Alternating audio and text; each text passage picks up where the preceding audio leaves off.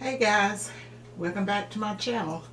I hope this video find everyone doing well and enjoying this cool fall weather that we having around here. At least we having here in Alabama. So guys, that's what I'm fixing to get you ready for, is the fall and winter with my soups and stuff. I was intending to do this here last year, but I didn't get around to it. And then after I didn't get around to it, I thought I had did it already. So this is an easy soup. It's called a ground beef soup. Ground beef soup. Okay, I'm going to tell you guys what the ingredients is in this soup, what I'm going to be using, but I want you to also know that this soup with the ingredients and stuff, as far as the vegetables and stuff like that, it's a lot of variables to it. You can use a lot of different seasoning stuff, but I'm just going to tell you the ones that I use that make it so awesome for me. So I'm going to get right on into the video. I'm going to tell you what I'm going to do. I'm going to tell you guys the ingredients, and then I'm going to tell you what I'm going to do with it. And then when I come back, and then I'm going over to the stove and mix it up for you guys to show you just how easy it is to mix up. First off, we got right there I have probably about a pound and a half of ground beef. Usually I use a pound, a little better, according to how much soup you're going to make.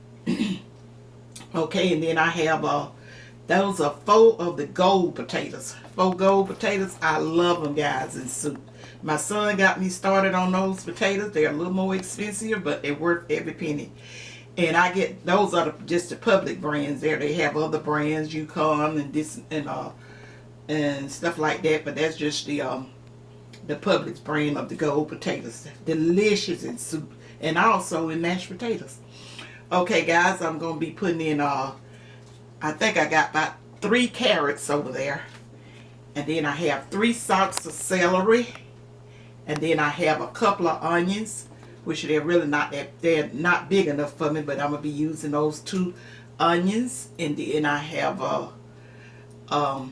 behind that I have a can of beef broth, and then you see those beef bouillons, little granules, they little packs, and it's still sodium free. I have only 2 in there. Normally I put about 3, but since I only had 2, I'm putting the 2, and then I'm putting the that can of beef broth to help with the flavor. Okay, and then I got some parsley there. I'm just gonna be sprinkling parsley in it for the looks of it, and it'll probably be maybe about a teaspoon or 2 teaspoons or something like that. It don't have anything to do with the flavor, just the looks. Okay, and then I would be probably putting about a teaspoon of the Tony's. I'm not going to try to say the last name, you guys. A teaspoon of that. And then I have a tablespoon of sugar up there. And then, okay, next to that I have some petite tomatoes. You can use whole tomatoes, and I think that's a 28-ounce size. You can use the whole canned tomatoes, the crush or whatever. Because if I have whole tomatoes, I just mash them up or cut them up or mash them with a fork. And then I have that's about an 8-ounce can of tomato sauce, and on top of that I have 3 garlic cloves that I'm going to dice up. But let me tell you guys something with the tomato sauce. If you don't have tomato sauce, I use Heinz tomato ketchup. That Heinz tomato ketchup, you know, I use it in my spaghettis. A lot of times when I'm making soup, tomato based soup, for some reason or another, that stuff takes the flavor of soup, like camp stew and soups and all that. It take it to another level. I don't know what it is about it. You can put it, because I probably will squirt some over in there. But I was just telling you that in case someone said they don't want to use that the ketchup, because originally I started out with the tomato sauce. And then I'll be putting like a teaspoon of the Larry's seasoning in it. And then I have the sea salt right there and the black pepper. And next to that I have 4 cups of water, which I'm going to dissolve those 2 packs of chicken bouillon of granules or whatever you want to call it in there, 2 packs of them. I'm just going to be dissolving that into that water. And okay, guys, I have in that little strainer there, I have about a cup of baby kale. That's optional if you don't want to put the kale in it. But my son got me just hooked on that kale because he makes me that potato soup like Olive Garden. I call it potato soup, but they have another name for it. I just can't think of it right now. And he put the kales and he put that those gold potatoes in it, and I've been hooked on it now for a few years. Okay, and over here in this container where you see the snap beans, the green beans at, Gary, you see that? I have a cup of those green beans, and I have a cup of the sweet peas in there. And when I get it all mixed up, I may put more because I have them in a bag, and I was just giving you approximately how much I put in it. Okay, guys, let me tell you. And then did I tell them about the corn? No. I have a cup of sweet corn. I think I just about uncovered all the ingredients because I said this soup has so many variables to it. I had to kind of remember what I used at one time. Because I'm going to bring y'all another one of my delicious beef soup. Just wait, just watch for it. I got another beef. It's a hearty beef soup. And I'll be bringing that to you guys. I'll be bringing that video to you guys next. But guys, let me tell you what I'm going to do. When I leave off the camera, I'm gonna go grind my ground beef. I'm gonna brown my ground beef and drain it because it has about 30% fat in it. I'm gonna drain that, and then I'm gonna dice up my celeries and onions, and I'm gonna saute them. I'm gonna saute those, and then I'm gonna cut my carrots and my gold potatoes. I'm gonna parboil them. I parboil them for about, just about 3 minutes. Not, you don't have to get them too soft. But then the celery and the onions, like I said, I'll be sauteing that. And then I'll show you more about it when we get back over to the stove. But that's going to already be done when I come back on camera. I'm going to have that brown, all that there out the way. And basically what I'm going to be doing is just mixing it up and putting the seasoning in it and just letting it cook, and then bam, it's gonna be ready, and I'll show you guys the finished product. So guys, let me go off and get my vegetables and all cut up and my ground beef brown, and I'll meet you back over at the stove to show you how to mix this here delicious ground beef soup. Okay guys, we're back. And I got my ground beef already in the pot. I browned it up in the pot. And I sauteed my onions and celery in the pot too. So before I get back heated up, I'm going to, what we're going to start out with is our broths and stuff. Putting that over in there. This is that 2 packs of, let me get it in there, 2 packs of beef broth stuff. I know it's probably been sitting a while, needs stirring up. That's that. We sit that over for me, please. Okay.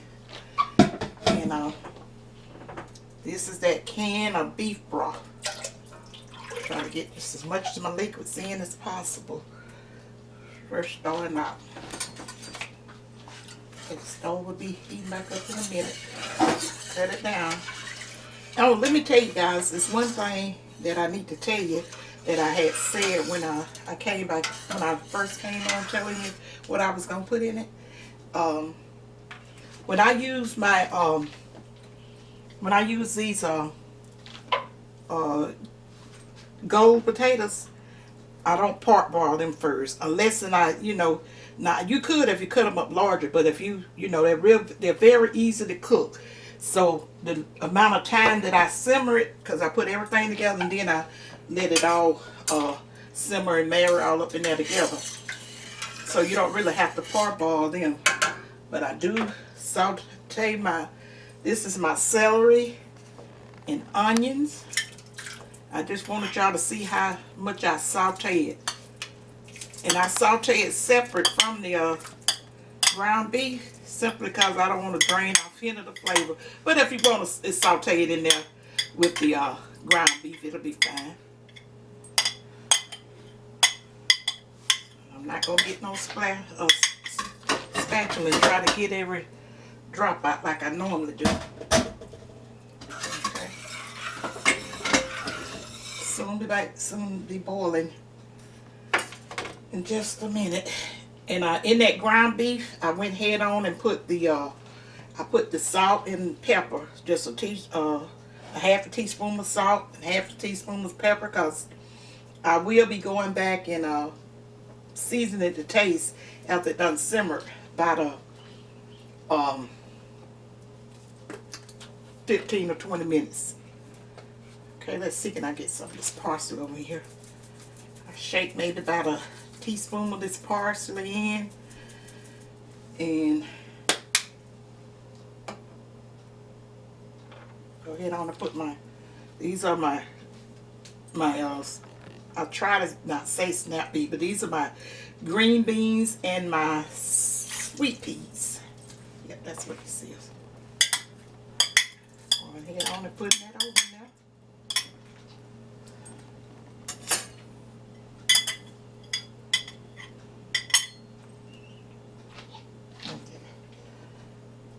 This is my cup of corn. Either one of corns you want to put, sweet corns or regular corn. Guys, this is a delicious soup, and I want you guys to leave me a comment down below as to what some of the things that you put in your ground beef soup.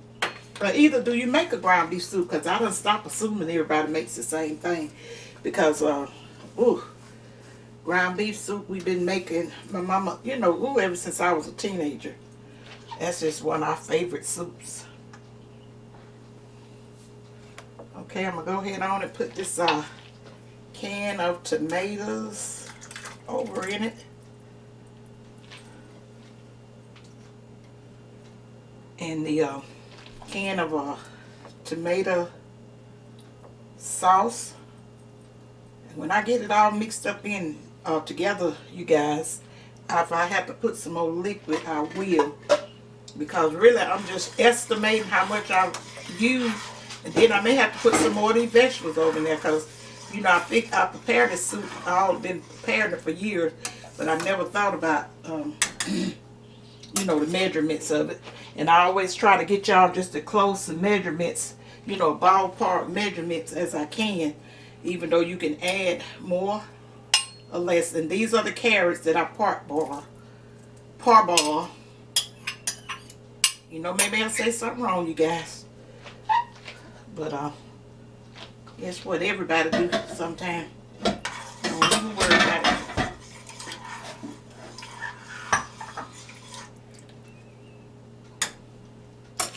Let me see, did I drain this water off my potatoes? Oh, let me see. You did. I did? Are you sure? Just a little bit left. I didn't want to drain it off too early before I came back on once I got them peeled. Because you know potatoes will turn brown. Okay, you see the size of cubes that I cut these potatoes in? These potatoes are real easy to cook, guys, and they're the absolute best in soup. Even though you can use red potatoes or russet potatoes or whatever in there. That's the reason I you know, forgot, because when I use the red potatoes, I always kind of parboil. And that's basically, and yeah, I'm gonna wait till I got this here tablespoon of sugar, guys. I'm gonna add over in there when it get the boiling and everything. And my stove acts slow whenever it get ready. And guys, let me tell you what I'm gonna do. I always sprinkle. About to use the wrong in. Sprinkle just a little more garlic powder over in there, because once after it done cooked, maybe for about 15 to 20 minutes, I'm gonna come back and taste it, and then I'm gonna add my final seasoning stuff to it, and that would be it. And some of this onion powder to it.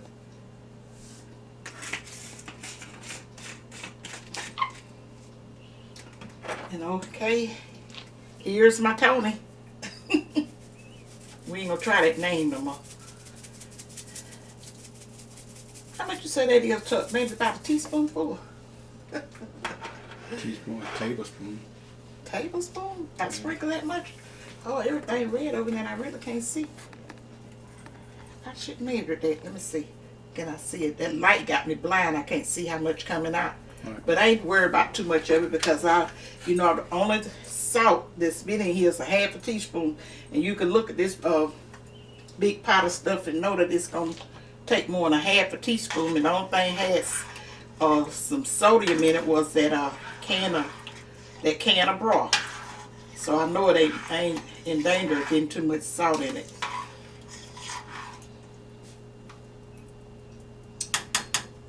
So guys, I got my garlic over here too. I put the garlic was mixed up in there with the onions and celery.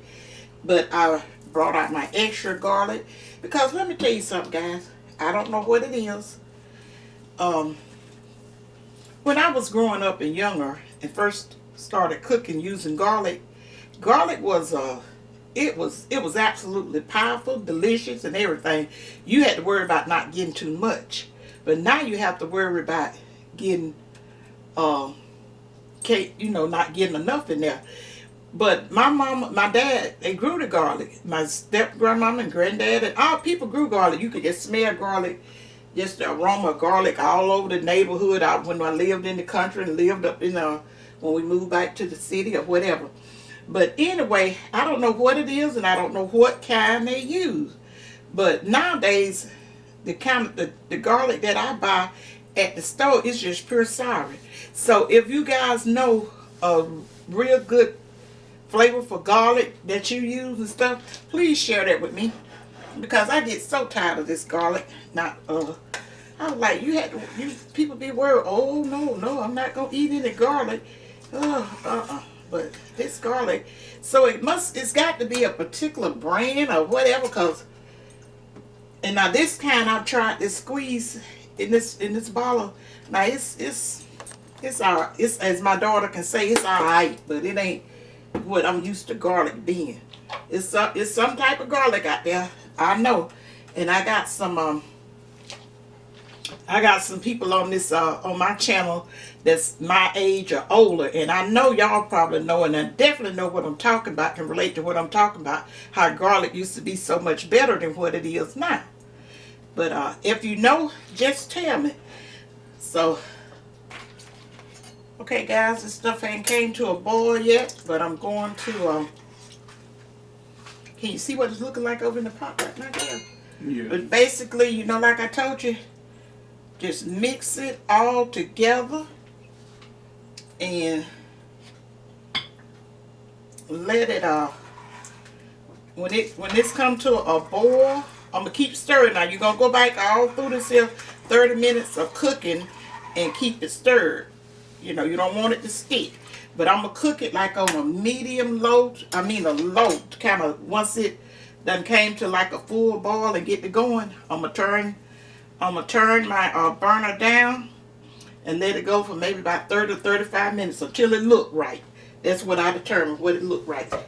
And I will be covering it.